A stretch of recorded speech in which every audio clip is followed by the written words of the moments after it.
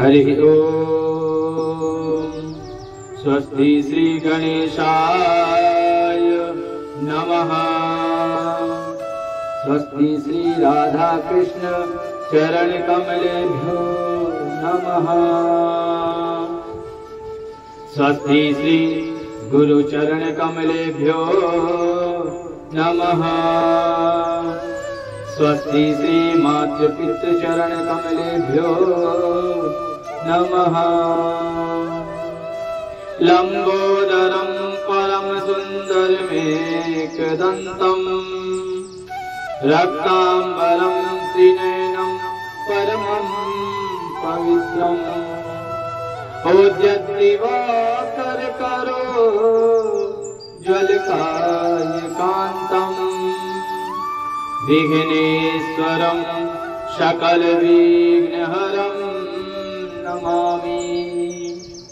गवामि तीर्थे बसती है गंगा पुष्टि तथा तजसी प्रबद्धा लक्ष्मी करी से प्रणतो च धर्म तासां प्रणामं सततं च कुर्यात्। नारायणं नमस्कृत्य नरं चैव नरोत्तमं देवीं सरस्वतीं व्यासं ततो जयमुदीरये। गुरुर्ब्रह्मा गुरुर्विष्णु गुरुर्देवो महेश्वरः गुरु साक्षात् परब्रह्म तस्मै श्री गुरुवे नमः। ध्यानमूलं गुरुमूर्ति पूजामूलं गुरुपदम् मंत्रमूलं गुरुवाक्यं मोक्षमूलं गुरुकृपा। अखण्डमण्डलाकारं व्याप्तं येन चराचरं तत्पदं दर्शितं येन तस्मै श्री गुरुवे नमः। लोकाभिरामं रणरङ्गधीरं राजीवनेत्रं रघुवंशनाथं कारुण्यरूपं करुणाकरं श्रीरामचन्द्रं शरणं प्रपद्ये। माता रामो मत्पिता रामचन्द्रः स्वामी रामो मत्सखा रामचन्द्रः सर्वेष्वं मे रामचन्द्रो दयालु नान्यं जाने नैव जाने न जाने। वंशी विभूषितकरा नवनीरदाभा पीताम्बरा दरुणबिम्बफलाधरोष्ठा पूर्णेन्दु सुन्दरमुखा दरविन्दनेत्रा। कृष्णात् परं किमपि तत्त्वमहं न जाने।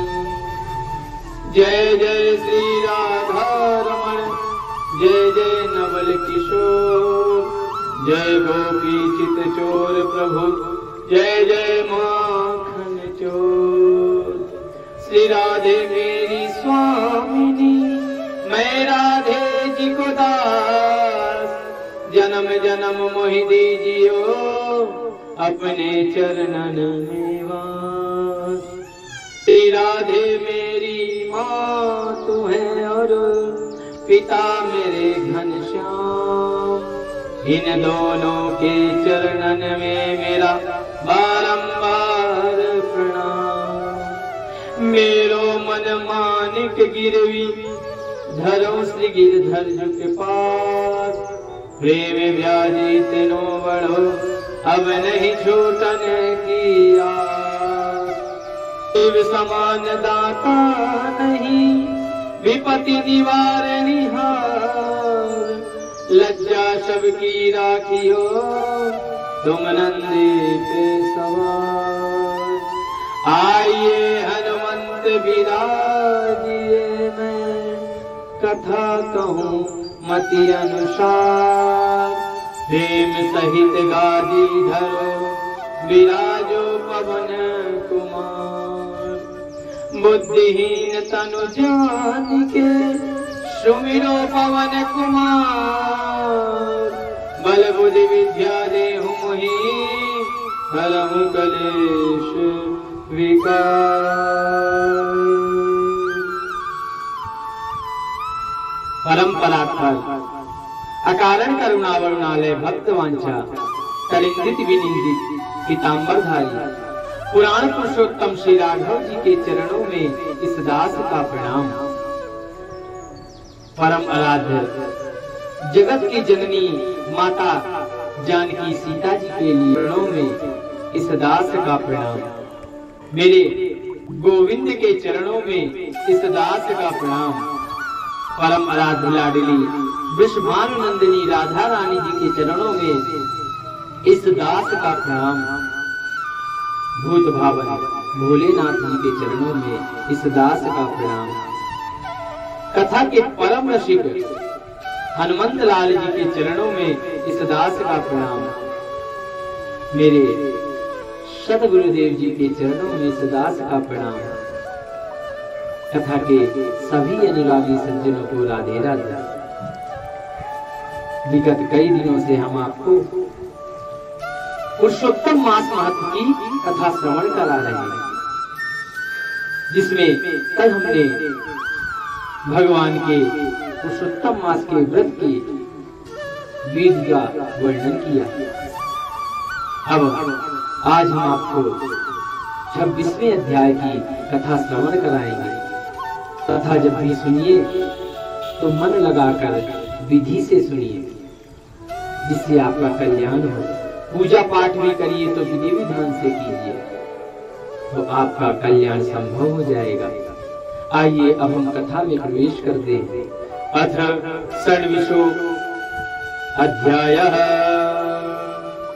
श्री वाल्मीकि उवाच अशेष पापनाशार्थं गरुणध्वज तुष्टये हेतु तनियात्मा त्याग श्रोतर्याश विधि पूर्वकम नक्त भोजी नरो राजन ब्राह्मणान् भोजयेदथ याचिते व्रतं चैव स्वर्णदानं समाचरेत् अमावस्या सनो यस्तु प्रददाध्य गसदक्षिणं धात्रीं स्नानं नरो यस्तु दधीवा क्षीरमेव च फलानां नियमं राजन् फलदानं समाचरेत् तैलस्थाने घृतं देय घृतस्थाने पयस्तथा धान्यनां नियमे राजन् गोधूमान्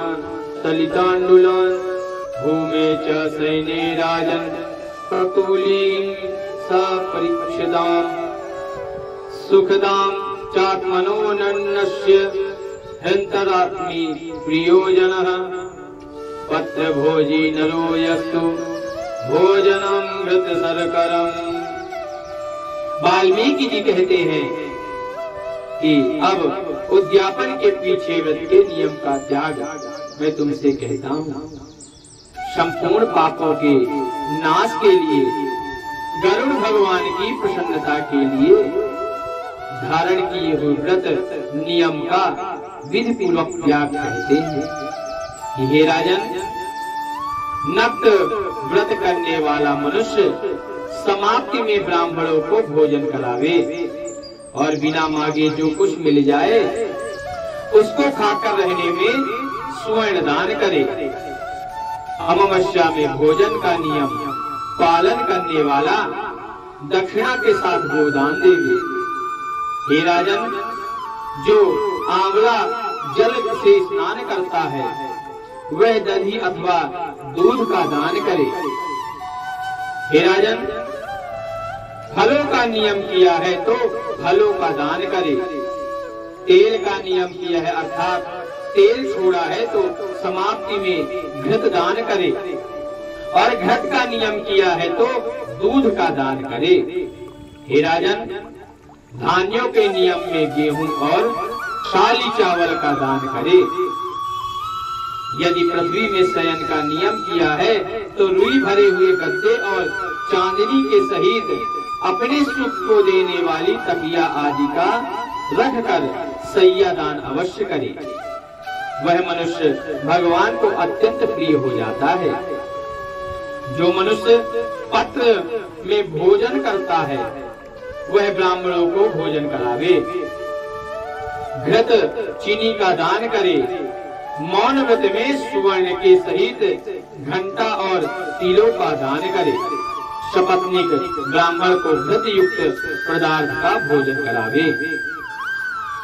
नख के सधरो राजन न दर्शम दापयेत् बुध उपनहो कर्तव्ये उपनहो विवर्जनात् लवणस्य परित्यागे यावत्वा विविधा रसः दीपदाने नरो दधात् पात्रं युक्तं च दीपकम् अधिमासे नरो भक्त्या स वैकुण्ठे वसते सदा दीपं च सघतं ताम्रं कञ्चनीवृति संयुतं फलमात्रं प्रदेयं स्याद् व्रत संपूर्ण हेतवे एकान्तरोपवासे च कुम्भनष्टौ प्रदापयेत् सवस्नान् काञ्चपेतान् मृण्मयानाथ काञ्चनान् मासान्ते मोदकस्त्री सन्तूपान् संयुगान्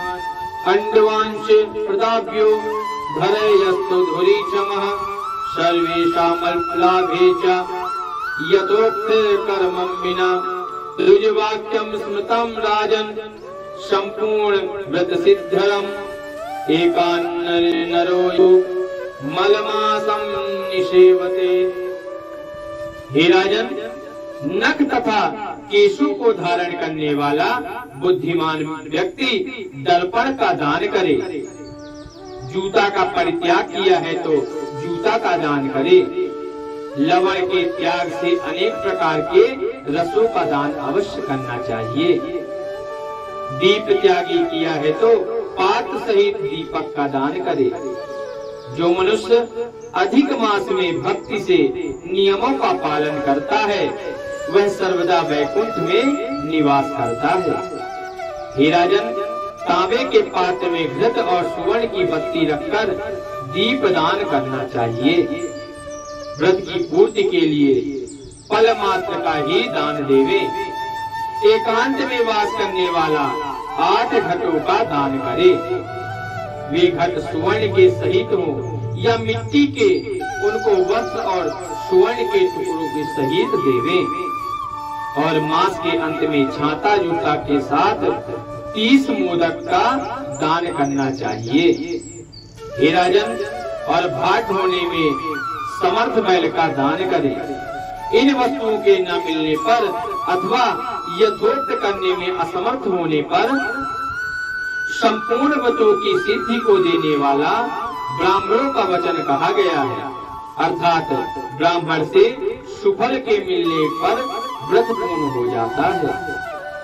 जो मलमास में एक अन्न का सेवन करता है वह चतुर्भुज होकर परम गति को प्राप्त करता है। इस लोक में एकांत से बढ़कर दूसरा कुछ भी पवित्र नहीं है।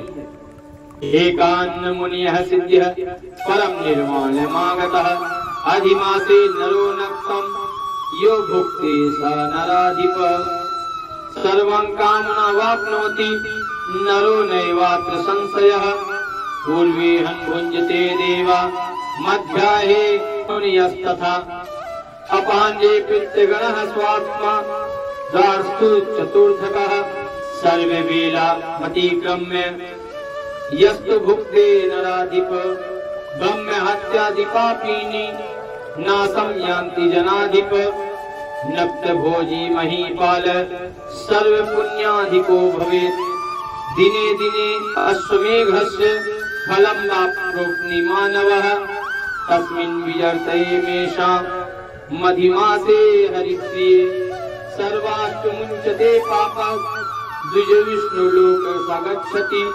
तिलयन्त्राणि पापात्मा कुरुते ब्रह्मणोऽपि सन तिलानां संखदा राजन् सावे तिष्ठति रौरवे चंडालयोनि निप्राप्नोति कुष्ठरोगेण पीड्यते।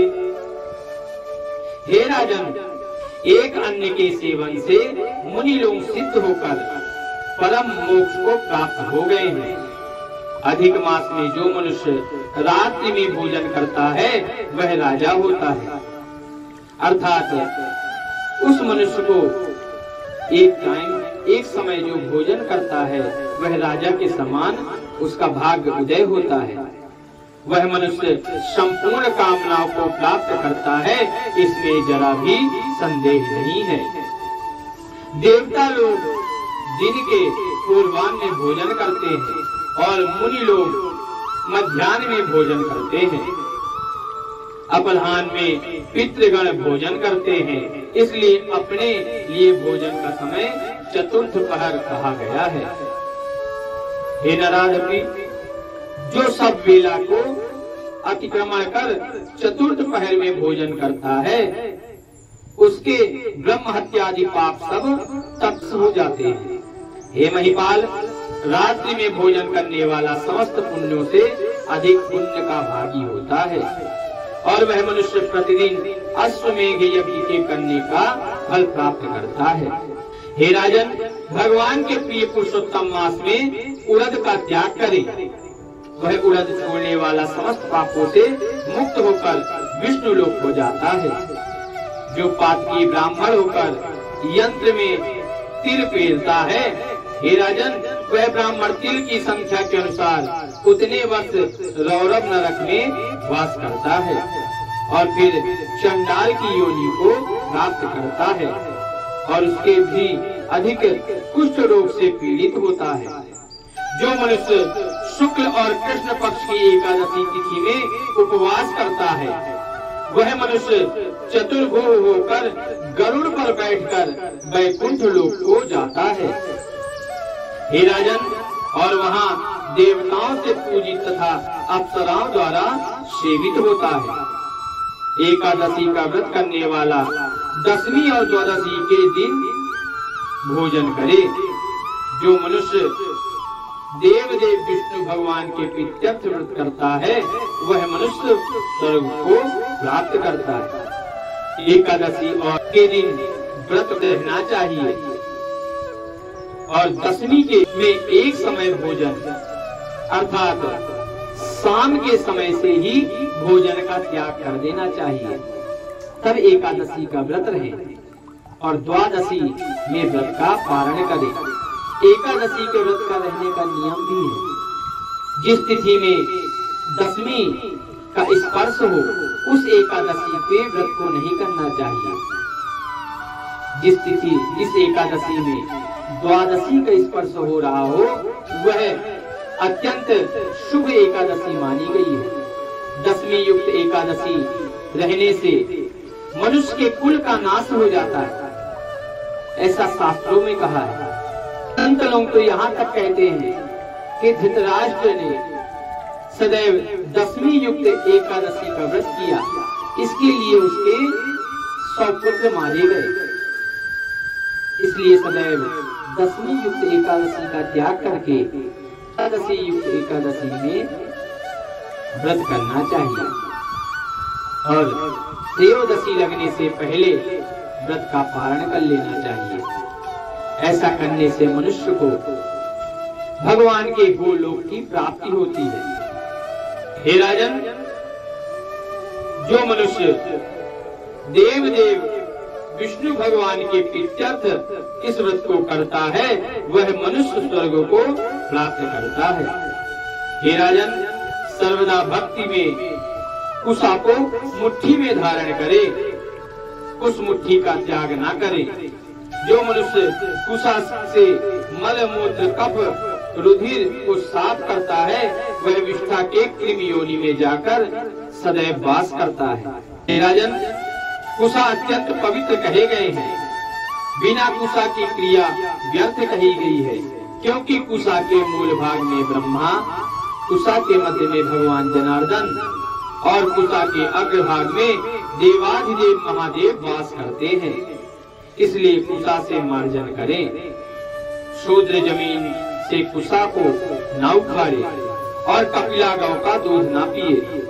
हे भूपते, पलाश के पत्र में भोजन ना करे, प्रणव मंत्र का उच्चारण ना करे, यज्ञ का बचा हुआ अन्न भोजन ना करे तथा कुशा के आसन पे न बैठे, जनेऊ को धारण ना करे, वैदिक क्रिया को ना करे। यदि विधि त्याग कर मनमाना करता है तो वह अपने पितरों सहित नरक में डूब जाता है। 14 इंद्र तक नरक में ही वास करता है। अंतक्ति नरको घोरे यावन्दिक्षु 14 पश्चाक्ष कौकुटी योनि सुकरीवानरीचव एतस्मात् कारणात् क्षुद्रः प्रणवं वर्जयेत् सदा नामस्करेण विप्राणां शूद्रो नश्यन्ति भूपति। एव कृत्वा महाराज परिपूर्णं व्रतं चरेत् अदत्वा दक्षिणां वापि नरकं यान्ति वै नरः। फिर मुर्गा शुकर बानर आदि की योनि को प्राप्त करता है, इसलिए हमेशा प्रणव का त्याग करे। हे भूपति, शूद्र ब्राह्मणों के नमस्कार करने से नष्ट हो जाता है। हे महाराज, इतना करने से व्रत परिपूर्ण कहा गया है। यहाँ पर पुराणों में शूद्र का अर्थ जो अपने क्रियाओं का त्याग कर दे, जन्म से सभी शूद्र कहे गए हैं। हमारे कर्म हमें ब्राह्मण क्षत्रिय वैश्य बनाते हैं, इसलिए कोई ये न समझे कि शूद्र किसी विशेष जाति को कहा गया है।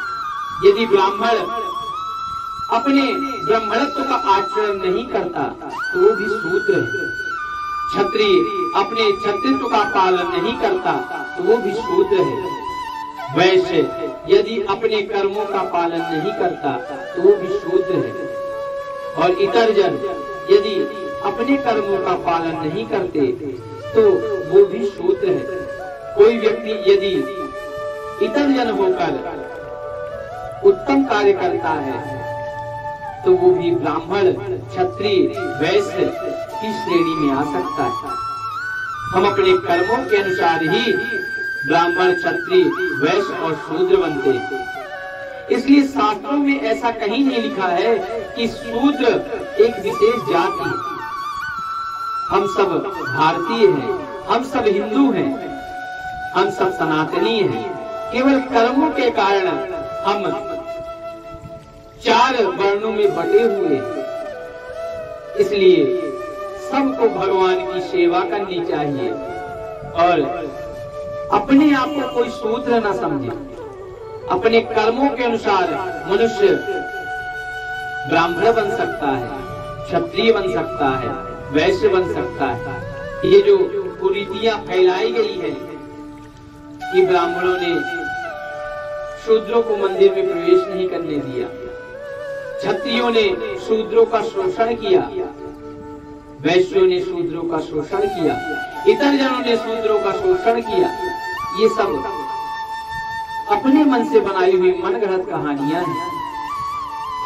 यदि ऐसा होता तो मेरे प्रभु रामचंद्र जी वन में जाकर केवट को गले लगाते।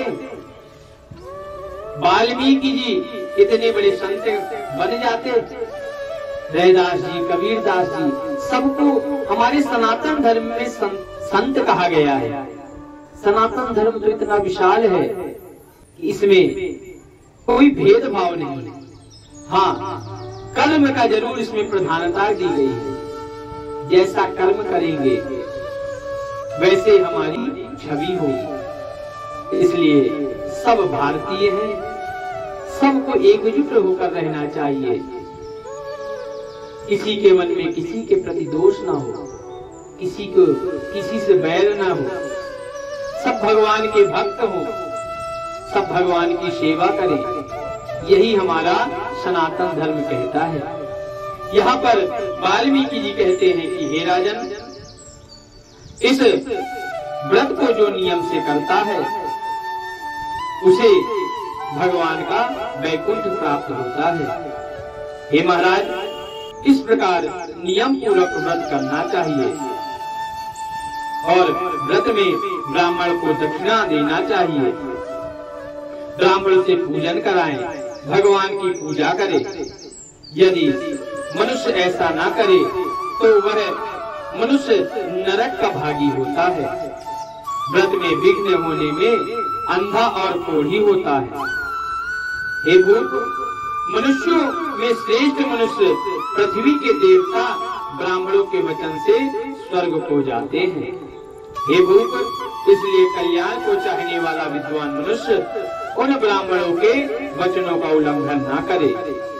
मैंने उत्तम कल्याण को करने वाला, पापों का नाशक, उत्तम फल को देने वाला, माधव भगवान को प्रसन्न करने वाला, मन को प्रसन्न करने वाला धर्म का रहस्य कहा। इसका नित्य पाठ करें। हे राजन, जो इसको हमेशा सुनता है, कहता है, वह उत्तम लोक को जाता है, जहाँ पर योगेश्वर श्री हरि भगवान विष्णु सदैव निवास करते हैं। इति श्री बृहन्नारदीय पुराणे पुरुषोत्तम मास महात्म्ये श्री नारायण नारद संवादे गृहीत नियम त्यागो नाम षड्विंशो अध्यायः। आज की कथा हम गोविंद के चरणों में विराम करते हैं और आगे कथा हम आपको कल श्रवण कराएंगे। तब तक के लिए बोलिए वृंदावन बिहारी लाल की जय, राधा रानी सरकार की जय, शंकर भगवान की जय, माता पार्वती की जय, हनुमंत लाल की जय, सद्गुरुदेव भगवान की जय। जय जय श्री राधे, जय जय श्री राधे, जय जय श्री राधे श्याम। नमः पार्वती पतये, हर हर महादेव।